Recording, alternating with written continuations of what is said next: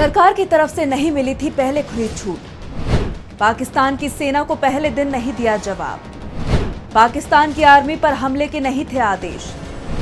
पहले दिन की जंग में भारत को हुआ था नुकसान। ऑपरेशन सिंदूर को लेकर बहुत बड़ा खुलासा हुआ है। मोदी सरकार की तरफ से अभी तक यही दावा किया जाता रहा है कि 4 दिन की जंग में ही पाकिस्तान ने घुटने टेक दिए और सीजफायर के लिए मजबूर हो गया। सरकार का ये दावा सच भी है, लेकिन जो बातें सरकार की तरफ से नहीं बताई जा रही हैं, वो ये है कि सरकार सेना को पाकिस्तान पर हमले की छूट ही नहीं दे रही थी, जिसके चलते भारतीय वायुसेना को अपने विमानों का नुकसान उठाना पड़ा। एक तरफ पाकिस्तान भारतीय सैन्य ठिकानों पर हमले कर रहा था, भारतीय विमानों को निशाना बना रहा था, तो दूसरी तरफ मोदी सरकार ने सेना को सख्त आदेश दे रखे थे कि वो पाकिस्तान के सैन्य ठिकानों और विमानों को निशाना नहीं बनाए। लेकिन जब जंग का दायरा बढ़ता चला गया तो सेना को पाकिस्तान पर कार्रवाई की छूट दी गई थी, जबकि अप्रैल को पहलगांव हमले के बाद से ही मोदी सरकार के तमाम मंत्री दावा कर रहे थे कि सेना को कार्यवाही की खुली छूट मिली हुई है। लेकिन अब जो खुलासे हो रहे हैं उसने मोदी सरकार पर ही सवाल खड़े कर दिए हैं।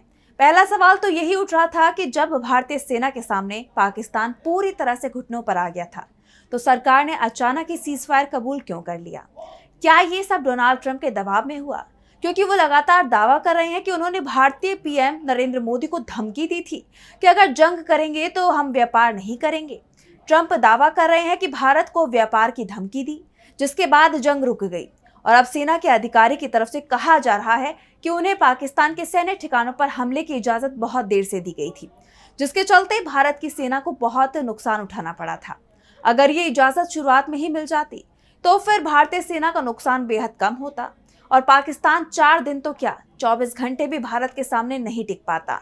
तो क्या कहा है सेना के अधिकारी ने जिससे घिर गई है मोदी सरकार, और क्या सवाल उठाए हैं इंडिया ने? इन सभी सवालों को लेकर हम अपनी स्पेशल रिपोर्ट में करेंगे बात। नमस्कार, मैं आंचल। नौसेना अधिकारी defence attache captain Shiv Kumar ने जकार्ता में आयोजित एक कार्यक्रम में बोलते हुए ऑपरेशन सिंदूर को लेकर बड़ा खुलासा किया।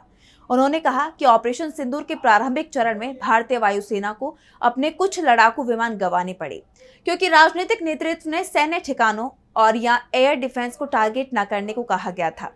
हमें केवल आतंकवादी ठिकानों को निशाना बनाने का आदेश दिया गया था।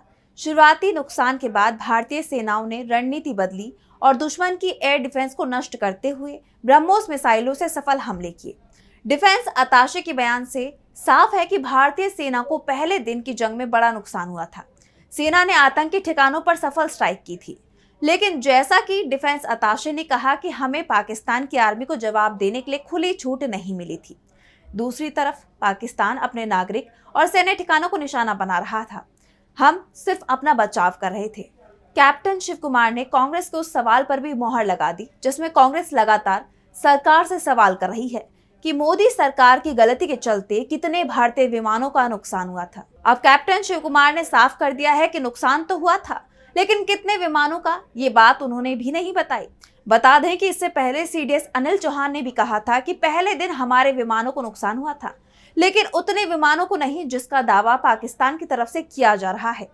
सीडीएस अनिल चौहान के सिंगापुर में ब्लूमबर्ग को दिए इंटरव्यू में कहा था, असल मुद्दा ये नहीं कि जेट गिरे, बल्कि ये है कि वो क्यों गिरे, कौन सी रणनीतिक गलतियां हुई, ये ज्यादा जरूरी है। संख्या मायने नहीं रखती। भारत ने इन नुकसानों से सीख ली है और जो गलती हुई उसे तुरंत सुधारा गया।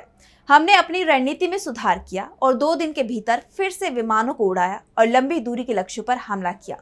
यानी जो बात 1 महीने पहले सीडीएस ने कही, वही बात डिफेंस अताशे की तरफ से कही जा रही है। ऐसे में एक बात तो साफ हो गई है कि भारतीय सेना को जो भी नुकसान हुआ उसके बाद भारत की सरकार जिम्मेदार मानी जा सकती है, जिसने सेना को कार्रवाई करने के लिए खुली छूट नहीं दी थी। उसके हाथ बांध दिए गए थे और जैसे ही सेना को खुली छूट मिली, कुछ ही घंटों में पाकिस्तान घुटनों पर था। भारतीय वायुसेना ने पाकिस्तान के लगभग सभी सैन्य हवाई अड्डों को बर्बाद कर दिया था, जिसके चलते पाकिस्तान की वायुसेना पूरी तरह से बेकार हो गई थी। इसके अलावा पाकिस्तान के एयर डिफेंस को भी नष्ट कर दिया गया था, जिसके बाद भारतीय मिसाइलें आसानी से पाकिस्तान के हर ठिकाने को निशाना बना रही थी, जिसके चलते पाकिस्तान को सीजफायर के लिए मजबूर होना पड़ा था। लेकिन भारत क्यों सीजफायर के लिए मजबूर हुआ, इस पर सवाल बने हुए हैं, क्योंकि अमेरिका के राष्ट्रपति 20 बार कह चुके हैं कि उन्होंने भारत पर दबाव बनाया था, जिसके बाद भारत सीजफायर के लिए मजबूर हो गया। वैसे भारत की तरफ से लगातार ट्रंप के दावे का खंडन किया जा रहा है। यही कहा जा रहा है कि पाकिस्तान के डीजीएमओ की तरफ से सीजफायर का प्रस्ताव आया था, क्योंकि पाकिस्तान ने जंग रोकने को कहा था। हम भी जंग चाहते नहीं थे, सिर्फ आतंकी ठिकाने ही टारगेट पर थे, इसलिए भारत ने पाकिस्तान के प्रस्ताव को स्वीकार कर लिया था। लेकिन अब जिस तरह से सेना के अधिकारियों की तरफ से ही कहा जा रहा है कि मोदी सरकार की गलत रणनीति के चलते गलत समय पर सीजफायर हुआ, क्योंकि पाकिस्तान जंग लड़ने की स्थिति में नहीं बचा था। अगर सीजफायर होना भी था तो फिर भारत की शर्तों पर होना चाहिए था। और दूसरा, भारतीय लड़ाकू विमानों को जंग में नुकसान भी हुआ, इसे लेकर विपक्ष ने सवाल भी उठाए हैं। वैसे हम आपको ये भी बता दें कि आखिर डिफेंस अताशे का सेना में क्या पद होता है और ये क्या काम करते हैं। डिफेंस अताशे भारतीय सशस्त्र बलों के सदस्य होते हैं, भारतीय दूतावास या भारतीय उच्चायोग में तैनात एक्सपर्ट होते हैं। इनकी विशेषज्ञता किसी क्षेत्र में होती है और अपने पद पर रहते हुए दूतावास या उच्चायोग को उस विशेष क्षेत्र से जुड़ी सलाह देते हैं। जरूरत पड़ने पर भारत के हितों को ध्यान में रखते हुए मदद भी करते हैं। राजनीतिक मामलों के अलग, आर्थिक मामलों के अलग, रक्षा मामलों के अलग अताशे होते हैं। संविधान के अनुच्छेद 7 में डिफेंस अताशे के पद का जिक्र किया गया है।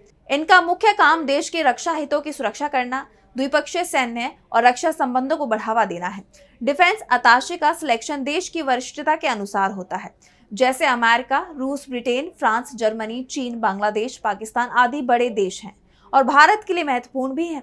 इन देशों में डिफेंस अताशे नियुक्त करने के लिए फ्लैग रैंक अफसरों यानी 1 स्टार रैंक के ब्रिगेडियर सिलेक्ट किए जाते हैं। वायुसेना और नौसेना में भी रैंक 1 के अफसर ही चुने जाते हैं। अन्य देशों के लिए कर्नल रैंक के अफसर को इस पद पर नियुक्त किया जाएगा। डिफेंस अताशे का सिलेक्शन टफ प्रोसेस है। सिलेक्शन होने के बाद पद की जिम्मेदारी लेने के लिए आवश्यक ट्रेनिंग भी दी जाती है। डिफेंस अताशे की पोस्टिंग 3 साल के लिए होती है।